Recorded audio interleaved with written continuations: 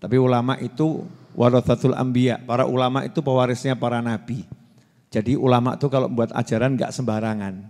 Ajarannya ulama itu warisannya nabi.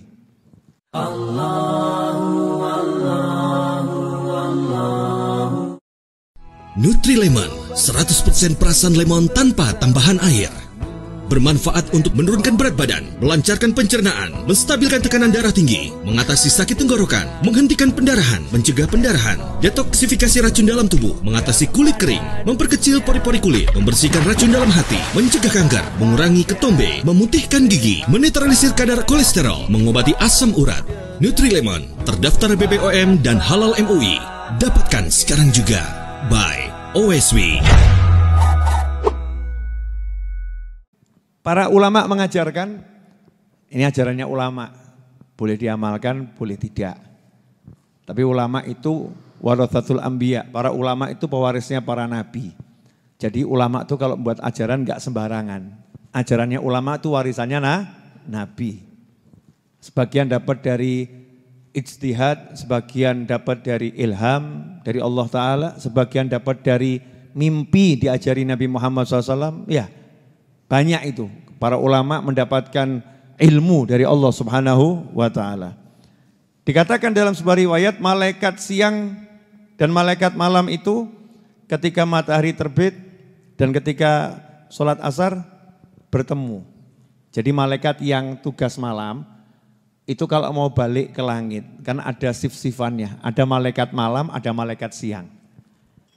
Tahu bubaran pabrik itu?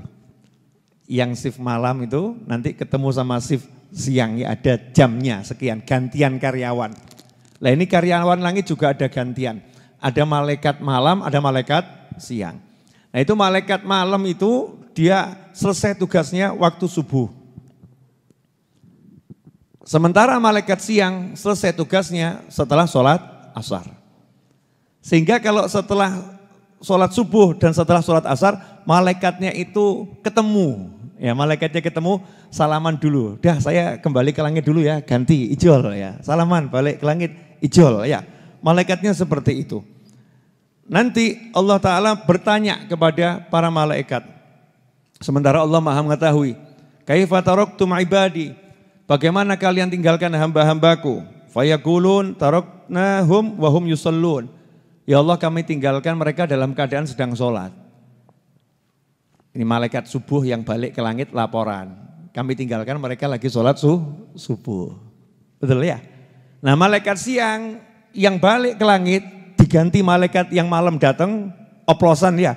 Yang malaikat siang balik ke langit ditanya sama Allah Subhanahu wa Ta'ala, maka juga menjawab bahwasannya mereka kami tinggalkan dalam keadaan sholat dan ketika kami datang itu juga dalam keadaan sholat. Karena itulah Allah menyebutkan dalam riwayat tersebut, Ushidukum anni qad ghafartu lahum. Wahai malaikat, jadilah kalian semua saksi atas ucapanku ini, bahwasanya aku telah mengampuni mereka semua. Nah di sini resep, siapa yang pengen satu hari itu diampuni terus, jangan tinggalkan sholat subuh dan sholat asar berjamaah.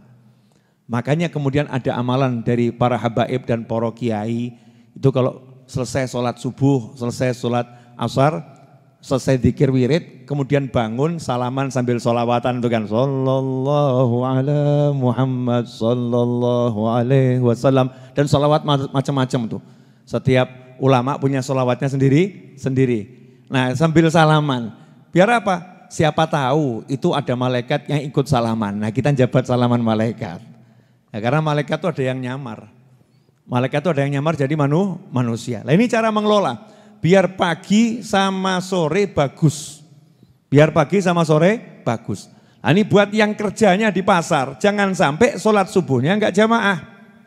Jangan sampai sholat asarnya enggak jamaah. Yang punya kios di pasar, yang punya toko di pasar, yang hidupnya di pasar terus di mall, di supermarket. Pokoknya subuh sama asar minimal paling sedikit. Itu sholatnya berjamaah. Sehingga kita termasuk yang disaksikan oleh para malaikat.